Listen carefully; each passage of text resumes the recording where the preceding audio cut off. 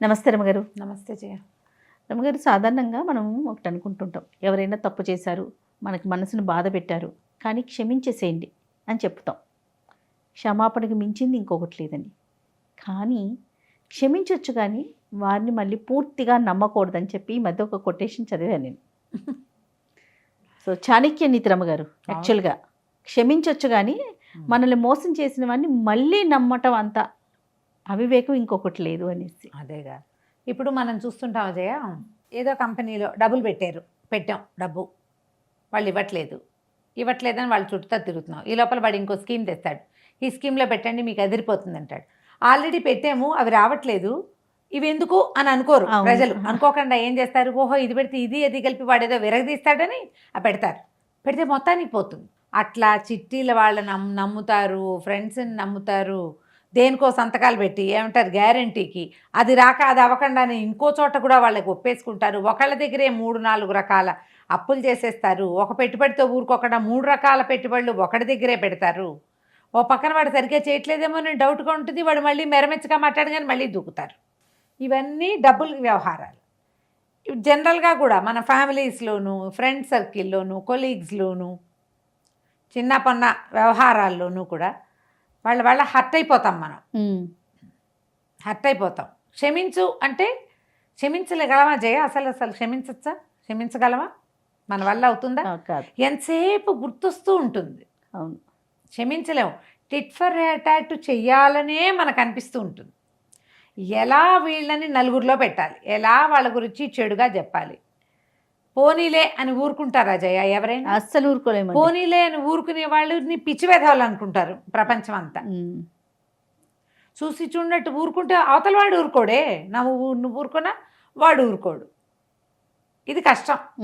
పోనీ అలాగే ఊరుకుంటాం కొన్నాళ్ళు, కొంతకాలానికి విషయం పాతపడుతుంది.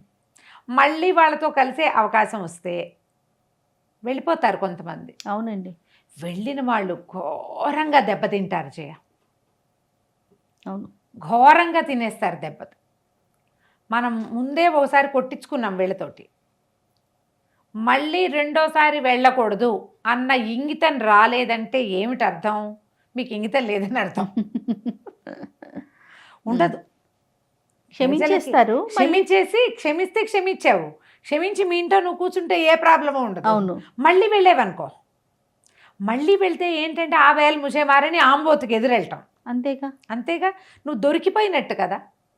టేకెన్ గ్రాంటెడ్గా అవ్వవా నువ్వు అవతల వాళ్ళకి? ఖచ్చితంగా అవుతామండి కదా. ఇది మీరు భార్యాభర్తల దగ్గర అయితే జయ, ఫ్యామిలీస్లో మొగుడు పెళ్ళాల్లో ఒకసారి ఏదైనా ఒక సందర్భంలో ఒకళ్ళనొకళ్ళు మోసం చేసుకున్నా, లేదా ఒకళ్ళనొకళ్ళు చిన్నబుచ్చుకున్నా, మళ్ళీ సర్దుకుని కొన్నాళ్ళకి ఏవో కొన్ని మనం మాట్లాడుకుని కొంచెం సెట్ చేసుకుని వెళ్ళచ్చు. కానీ మన జాగ్రత్తలో మనం ఉండాలి. పూర్తిగా మారిపోయారని అలా అయిపోకూడదు. ముందు జరిగిన తప్పు మళ్ళీ జరగదని అనుకోకూడదు. ఆ కాస్త జాగ్రత్త వహిస్తూనే మనం కుటుంబాన్ని నిలబెట్టుకోవచ్చు. ఇది ఎప్పుడు చేస్తాం మనం? ఫ్యామిలీస్ కోసమో, పిల్లల కోసమో, లేకపోతే మనకి మధ్యలో ఉన్న ఒక కామన్ ఇష్యూస్, డబ్బులో, ఇళ్ళో, వాకిల్లో, ఆస్తులో, భవిష్యత్తు కోసమో, కలిసి ఉంటే మనకు కొంత బెనిఫిట్ అని మనం భావిస్తేనో ఒప్పుకోవచ్చు. కానీ సరెండర్ అయిపోకూడదు ఎప్పుడు. ఈ ఒక్క భార్యాభర్తల బాంధవ్యంలో తప్ప ఇంకా ఎక్కడా మీరు తిరిగి వెళ్ళొద్దు. డబ్బు దగ్గర అస్సలు నమ్మకండి. వెళ్ళినా నమ్మొద్దు. వెళ్ళటం ఏముంది, ఊరికే హాయ్ అంటాం వేరు.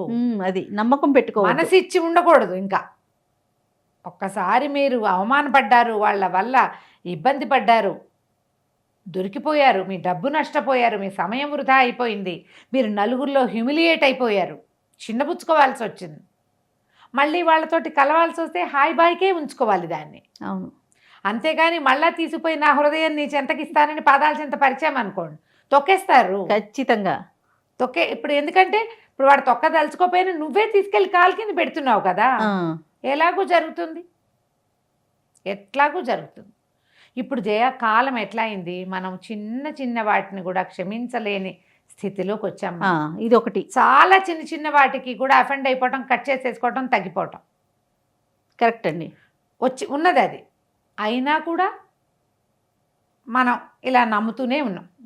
అయినా కూడా మోసాలు జరుగుతున్నాయి. ఎన్ని రకాల మోసాలమ్మా, ఆన్లైన్ మోసాలు. వాడెవడో తెలియదు, మనం ఎవరో తెలియదు, ఒట్టి పుణ్యానికి మోసపోతున్నాం.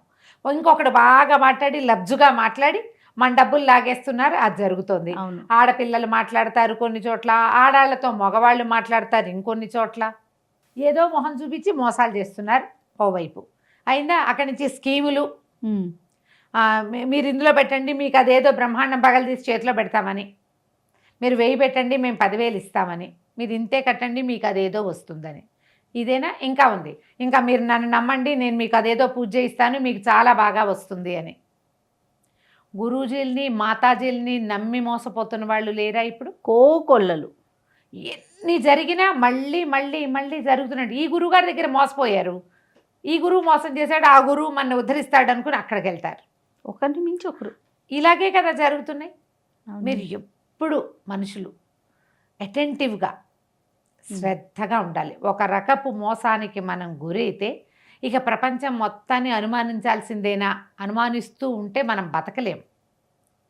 కానీ పూర్తి మనసు వదిలిపెట్టి మాత్రం ఉండకూడదు. దృష్టి పెట్టుకోవాలి, దృష్టి పెట్టి జాగ్రత్తగా ఉండాలి. మళ్ళీ ఇందులో ఇంకో రకం కూడా నడుస్తోంది ఇప్పుడు. ఏదైనా ఒక గురూజీ వల్ల, మాతాజీ వల్ల, లేకపోతే ఇలా దైవ సంబంధమైన వ్యవహారాల్లో కుదరలేదనుకో, వీళ్ళు మనుషుల్ని అలాగే ఉంచి దేవుణ్ణి నమ్మడం మానేస్తారు.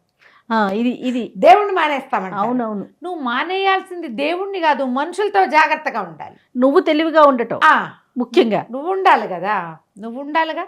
అది వదిలేసి మనం దేవుణ్ణి నిందించడం, దేవుణ్ణి వదిలేయటం, దేవుణ్ణి మార్చేయటం, అది కూడా దేవుణ్ణి మార్చేయటం మన ట్రెండ్ ఇప్పుడు. ఇది నీకు తెలిసిన వ్యక్తులు, తెలిసిన వ్యాపారము, తెలిసిన వ్యవహారము, క్లోజ్ రిలేషన్స్తో పాటుగా బయట ప్రపంచంలో నుంచి కూడా ఈ జాగ్రత్తలోనే మనం ఉండాలి. ఎప్పుడైనా ఏదైనా అంటే దెబ్బతిన్న తర్వాత మళ్ళీ ముందుకెళ్ళడానికి ఏ విషయంలో అయినా, నువ్వు క్లోజ్ రిలేషన్ అను, ఫ్యామిలీ అను, లేకపోతే డబ్బులను, బిజినెస్ అను, పోనీ దేవీ దేవతల వ్యవహారాలను, అందులో ఈ ట్రావెల్ ఏజెన్సీలు కూడా ఉన్నాయి. జయ కర్మ అన్నీ ఉన్నాయి. తర్వాత మార్కెటింగ్ వాళ్ళు, తర్వాత రియల్ ఎస్టేట్ వాళ్ళు, మోసాలు అన్ని చోట్ల ఉన్నాయి. ఎవరో ఒకళ్ళని సలహా మాత్రం తీసుకోండి. మీకు ముందుకు వెళ్ళాలా వద్దా అనేదానికి సలహా కావాలి, ఎంతవరకు వెళ్ళాలి అనే దాని మీద సలహా కావాలి. అసలు వెళ్ళాలా వద్దా అనేది ఎట్లాగూ కావాల్సిందే. అవును, సలహా తీసుకోండి కనీసం ఇద్దరి దగ్గర. వీళ్ళిద్దరిని ఒకే చోట కూర్చోబెట్టి అడగండి. వాళ్ళతో ఒకరోజు, వీళ్ళతో ఒకరోజు మాట్లాడి ఈ సలహాల్లో బేరీజ్ వేసుకుని పనిచేయండి. మీరు అవకాశాలు వదిలిపెట్టుకోకూడదు, మొదటిది.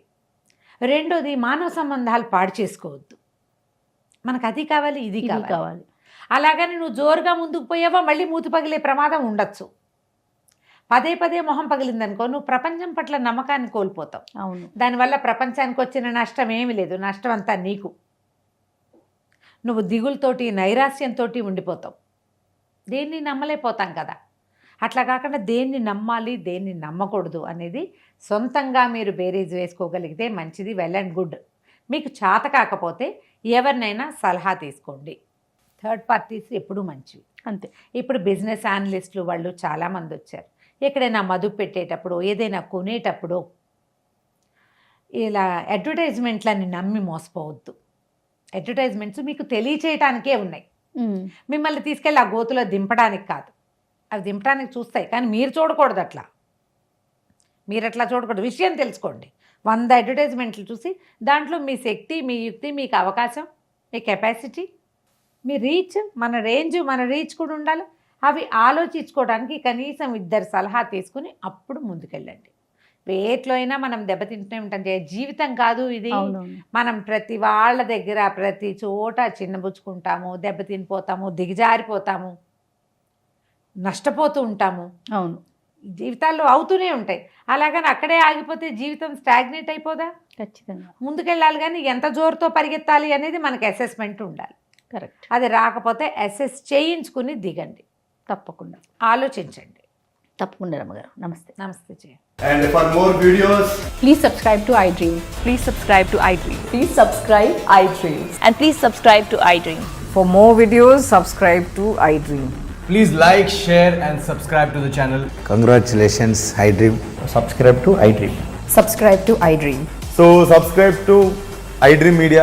iDream టీమ్ అందరికి huge congratulations. Please subscribe iDream Media. Please subscribe to iDream. Subscribe iDream. Please subscribe to iDream. iDream అంటే నా కళల ఛానల్ను సబ్స్క్రైబ్ చేసుకున్న నోరు తిరుగుతలేదు, మీరైతే గంట గుర్తు కొట్టండి. For more such videos, please subscribe to iDream.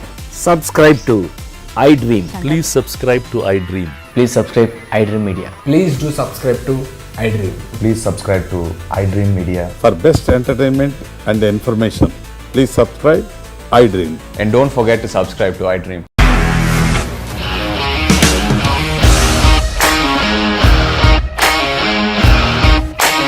ఇండస్ట్రీలో కమిట్మెంట్ ఇష్యూస్ వస్తే నీకు కూడా వచ్చినట్టు. మార్నింగ్ తీసుకెళ్ళాడంటే కొట్టి పడేశాడు.